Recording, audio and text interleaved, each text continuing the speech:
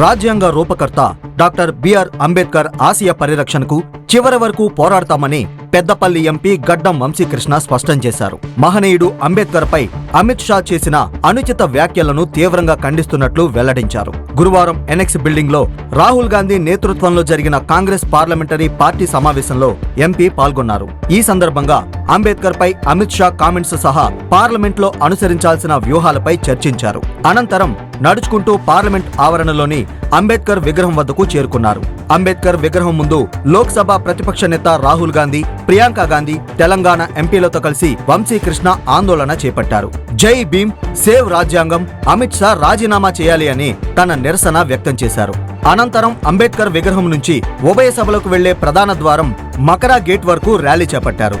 ఈ సందర్భంగా అంబేద్కర్ ఫోటోలతో భారీ ప్రదర్శన చేపట్టారు.